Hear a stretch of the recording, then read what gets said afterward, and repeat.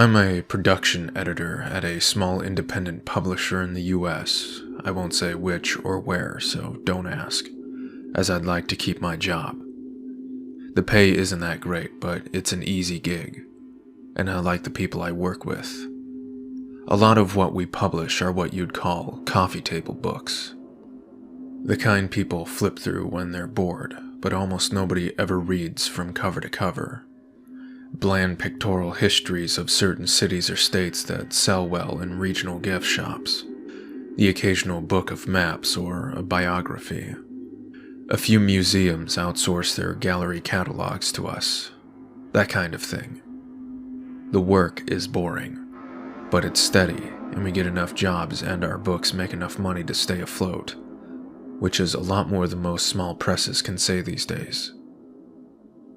Because we've been around for a while, our name is somewhat known to history buffs and people who think they're an expert on such and such town in nowhere, Idaho, or some esoteric topic nobody really cares about. We get a lot of unsolicited manuscripts from people that really shouldn't be writing books, and unsolicited CDs full of photographs from people that shouldn't be taking pictures. Because we're small and don't have a separate acquisition editor position, the job of going through this slush pile gets passed around the office. Very rarely does someone actually find something worth pursuing and pitch it to the rest of us, but our senior editor/publisher gets the final say. For the last 9 months, I've been working more or less non-stop on a book that everyone at the office was pretty excited about. Our copy editor found it during his turn with the pile.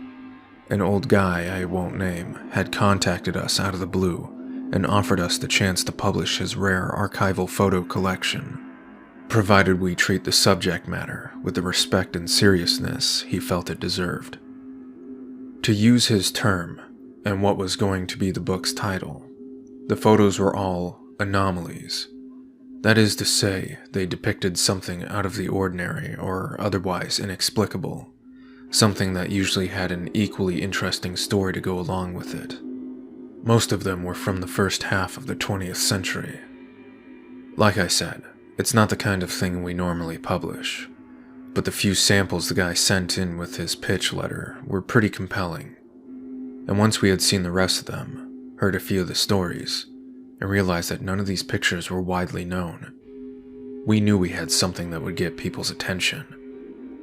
The format was going to be simple and classy, with a lot of white space and breathing room. Each photo would appear as a high-quality print on the right-hand page, followed by a blank left-hand page, and then a couple paragraphs to caption each photo on the following right-hand page. From the very beginning, the guy was a nightmare to work with, and the job took forever because he refused to send in more than one document at a time. He would send me certified mail. I would get it, scan it, and mail it back certified. And only then would he send the next one. He seemed to think he had an extremely valuable collection and was hugely paranoid about losing it, so he only risked one item at a time. In the end, we spent so much money on mailing cost that it would have been cheaper to fly me out to where the old guy lived with a scanner and a laptop. We were maybe a third of the way through the production process when this fucking guy pulled the rug out from under us. Somebody had offered him a large sum of money for the photos, way more than we were offering for the book rights, on the condition that the book gets shit-canned and the photos stay out of the public eye. We demanded he come in for a face-to-face and tried to reason with him and cater to his pride and desire for scholarly acclaim. And for a few days it seemed it had worked. But when he got back home, he flip-flopped again, and started cursing out me and my senior editor on the phone, demanding we shelve the book. He hired a lawyer who came up with some BS to void his contract, and then he threatened us with a lawsuit that would bankrupt us if we had went ahead with the project and lost. To add insult to injury, the law firm sent this annoying little IT guy to our office to make sure the materials were wiped from our computers. Because the vast majority of it existed on my machine, and I had spent literally months of my life on the project. I felt, and still feel, the most violated and bitter about the whole thing. Somebody should benefit from all that work, hence my reason for coming here. Unfortunately, I don't have the high-resolution scans I made of the photos, but I did keep working drafts of the original captions and 14 medium-res placeholder thumbnails that Quark created as I was laying out the original version of the book. Don't ask me why we're still using Quark. It's what we know and what we paid for a long time ago. I'm not supposed to, but I occasionally take home the working Quark files to tweak on my home machine. The full file, with full-res images embedded, gets way too large and unwieldy to bring home with me. Most of the time I'm just experimenting with fonts and layout options anyway, so I don't embed the images until the end. Anyway, after all this shit went down, I discovered that I had a working file on my home machine of what we had done so far. So, I printed a PDF, and then stripped the text and images from that PDF file. You folks will be the beneficiaries of that. Just to be clear, I don't claim anything with regards to the veracity and provenance of these photos. I'm not here to convince you they're real. I'm just putting them out there because I think they deserve to be seen and not hidden in some rich prick's private collection. The Collinwood Fire. This is the last known photo taken inside the Lakeview School in Collinwood, Ohio, before it was consumed by fire on March 4th, 1908, killing 172 students, 2 teachers, and 1 rescuer. The fire started when a ceiling joist ignited from a nearby steam pipe. Flames blocked escape routes, leading to panic and a stampede that trapped a large number of victims in a stairwell, where they were cooked alive. Additional casualties were incurred when burning students jumped from 2nd and 3rd story windows. Everyone in this photo perished, except for Mr. Olson, seated at the far right in the back row. The spectral artifacts in the photo remained unexplained. Charlie Noonan's last interview. Charlie Noonan was an amateur folklorist who traveled throughout the South and southwestern U.S. during the early years of the 20th century, collecting tall tales and stories of the supernatural. According to his wife, Ellie, Charlie was told a story one day by an Oklahoma farmer about a strange woman who lived alone in an isolated property in the Panhandle.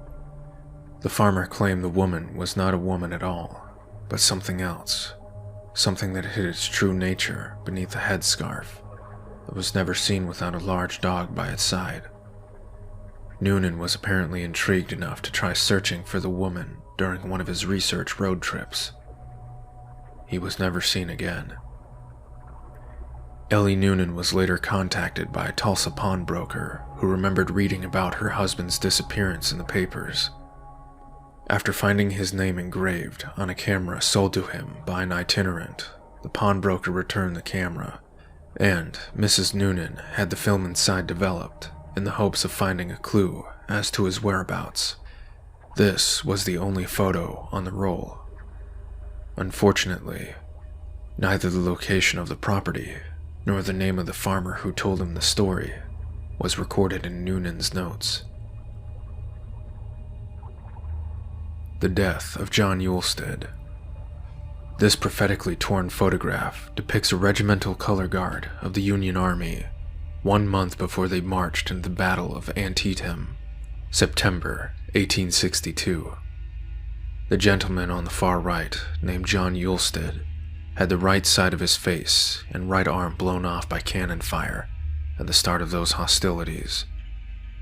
It is unknown exactly when the damage to the photo occurred. The Axeman of New Orleans. Edouard Martel was an unsuccessful French photographer and inventor who traveled throughout the U.S. during the first 2 decades of the 20th century, trying to drum up interest and investors for a device that added timer and automatic exposure features to Kodak's popular line of folding Brownie cameras. During his travels, he took thousands of automated photos to test and refine his invention. Often, he would wake up early, set up a hidden camera in an inconspicuous spot on the streets of whatever city he happened to be in, and then walk to a nearby cafe or bar, so that he could capture candid scenes of daily life to remember his travels by.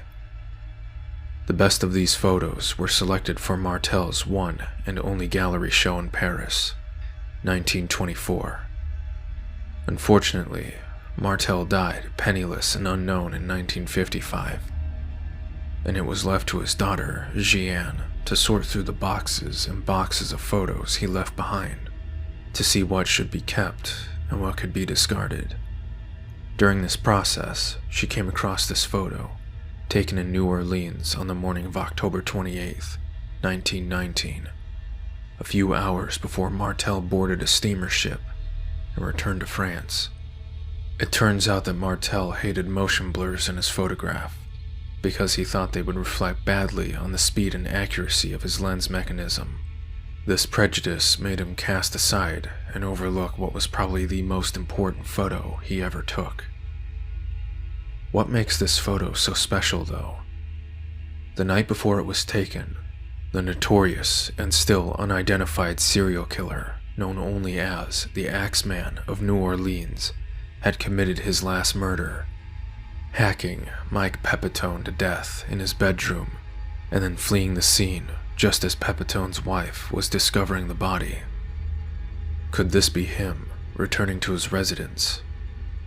It's impossible to say, but if it is, the image appears to belie the legend based on the shaky testimony of Pauline and Mary Bruno and prevailing prejudice of the time that only a black man was capable of such savagery. The Grand Caverns Cryptids. This photo was taken in 1895 by an amateur spelunker/photographer named Orrin Jeffries while exploring an unmapped section of the Grand Caverns in southwestern Virginia. At the time it was taken, Jeffries was conducting photographic experiments using super long exposures to see if anything at all could be captured in total absence of light, otherwise known as cave darkness.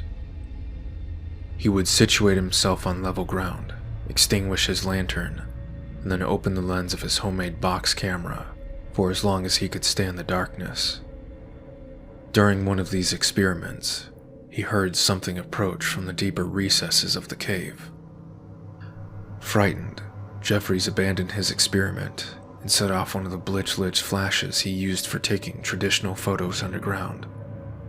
According to the report he later gave to a local newspaper, Jeffries saw 3 humanoid creatures staring at him from the shadows and took off running in the other direction and didn't stop running until he was topside. Several days later, he returned with 3 other men to retrieve his box camera. This is the image that was recorded on the film inside. The Harlow Twins, 1938, Evergreen Park, Illinois, outside Chicago. Billy and Stevie Harlow were riding in the front seat with their mother, Tammy, when their Ford sedan collided head-on with a Chrysler. During the collision, the car spun in such a way as to impact 2 additional vehicles. Tammy Harlow survived, but the boys were ejected through the windshield and killed instantly. A crime scene photographer from the local paper took this shot, as a crew of volunteers worked frantically to free John Downing, the driver of the Chrysler. It appears that little Billy and Stevie stuck around to watch. The Sorensen tragedy. The Sorensens were a Danish family who immigrated to the United States sometime between 1905 and 1906. They arrived with their eldest child, Anders, seen on the donkey, and settled on a farmstead in Missouri. 3 more children, Simone, Frike, and Mathilde, center, right, and in the wagon, respectively, soon followed. This photo, taken in 1916, captures all 4 of the children a few weeks before the tragedy. The 3 eldest kids were apparently playing fort in the hay barn and must have fallen asleep. Their father, Nicholas, drove a wooden hay sweep into the pile and dismembered all 3, in locations accurately suggested by the flaw in the photo. Mathilde, the youngest, was inside the house with her mother at the time and not hurt. According to the son of a neighbor later interviewed by the author, the donkey later died in equally hideous fashion by getting its head caught in a barbed wire fence and nearly decapitating itself in the frenzy to get free. This final detail could not be corroborated. The specter of Viola Peters. Viola Peters was a well-born spinster who lived alone in the small rural town of McKaysfield, Georgia. She was much loved by her community for her charitable contributions to the Baptist church, the soup kitchen, and the local orphanage, especially during the Depression, when those institutions subsisted almost entirely on her largesse. In July 1935, Viola was brutally raped and murdered by a drifter named Tom Collin, who had worked briefly at the nearby copper refinery. Collin proceeded to stay in Viola's house and savage her corpse for an additional 17 days before he was caught and captured. A posse of enraged locals stormed the county jail, took Collin, and lynched him from the old bridge over the Toccoa River.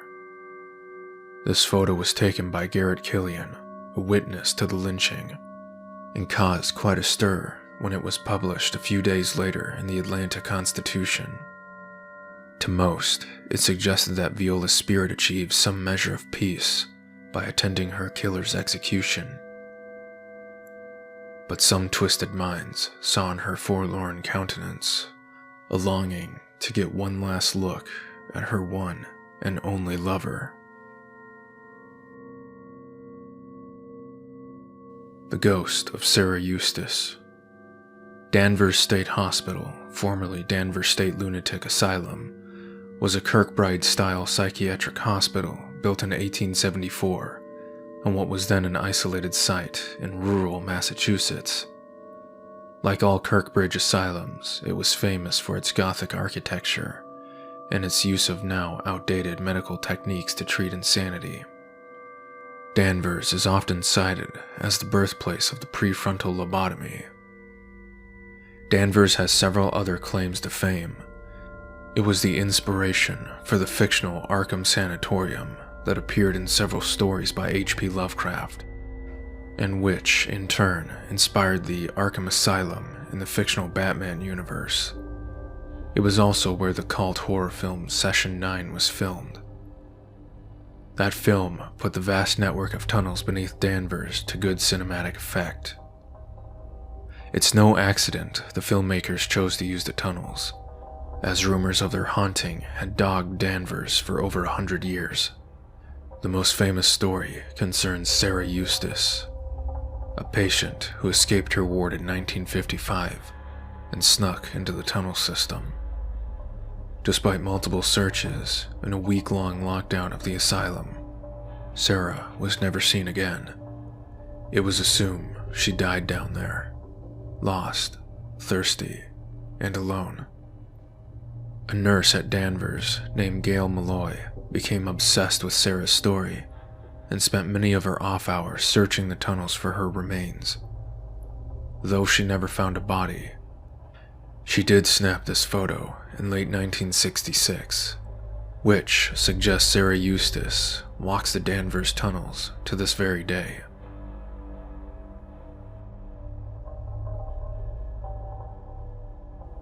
The Stevenson family portrait. Who says ghosts don't have a sense of humor? The Stevensons were a wealthy Boston family, proud of the industry and longevity with which most of the clan was blessed. This portrait, taken in 1945, was an effort to gather the oldest Stevensons together with one of the youngest. Amelia, aged 102, was granted the honor of matriarch, while little Ophelia was the token child at 18 months. What the Stevensons did not realize until this photo was developed was that they had been joined that day by one of their deceased, James Pullman Stevenson, 1835 to 1932. Seated at the left between his niece Ginny and his cousin Alfred, was easily identified by several of those present and remembered fondly as a rascally uncle known for pranks and dirty jokes. The Disappearances of Mrs Urno. During her later years, Josephine Urno would take a walk every evening at dusk around her beloved neighborhood in Norwich, Connecticut. On November 12, 1935, she set out as usual, but never returned. Extensive searches were conducted by a large team of volunteers and the Norwich police force, but no sight of her was ever found. 3 years later, Mrs. Urno was found squatting in front of a neighbor's house without a mark on her body and in perfect health. When asked where she had been, Mrs. Urno was unable to understand the question. From her point of view, no time had passed at all.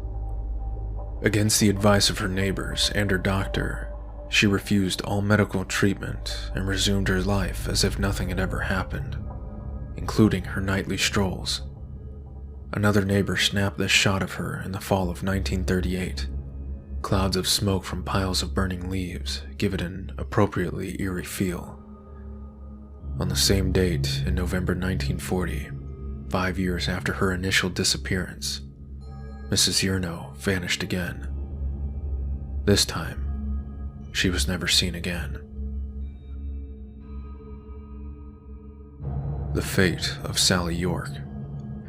The 1912 threshing of little Sally York, age 9, in the cotton loom of the North Fork Textile Mill was one of a handful of such accidents that helped legislators push through the Keating-Owning Act of 1916, the first child labor law in American history.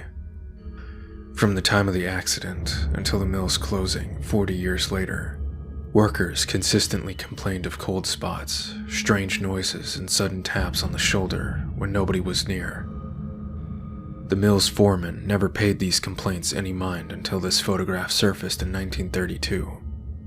It was taken by a traveling photographer named Benny Johnson, who promptly sold it to the North Fork Gazette for an unprecedented $10. The mill had shut down for the Christmas holidays. It was empty at the time. The photo was later blamed for the closing of the mill. However, the Great Depression was the more likely cause of that. Lily Palmer's eyes. Lily Palmer was not quite 4 when she experienced what her doctors would later call an acute onset of sensory hallucinations. This photo, taken by Lily's mother Annette on Halloween night, 1952, purportedly captures the arrival of her disorder.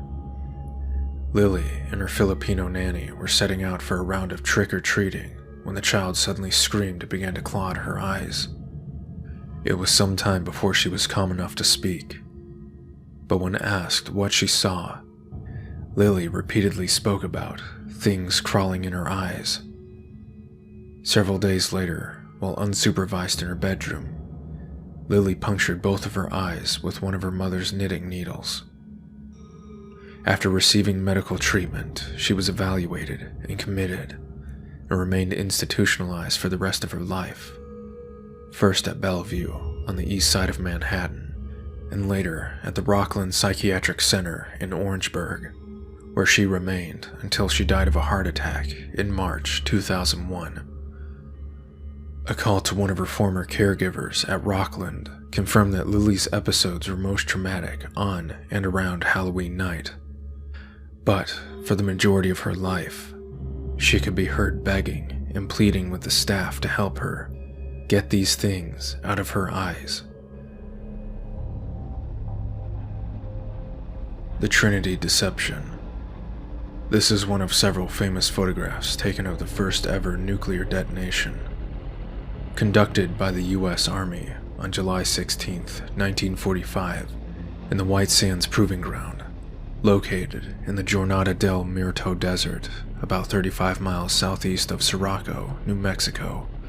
The setting off of this implosion-designed plutonium device, the same method used in the Fat Man device dropped on Nagasaki, ushered in the atomic age and the eventual arms race between the United States and Russia. Only a handful of people were aware that this photo was cropped before it was ever released to the public, and they are all now dead. One of them was the original photographer, who gave the author a copy of the original on the condition that it be kept out of the public eye until such a time that the citizens of the world could handle the ramifications of what it depicts. The author remains uncertain whether this criteria has been met, but given that he likely owns the last extant copy, he has decided his responsibility rests with the truth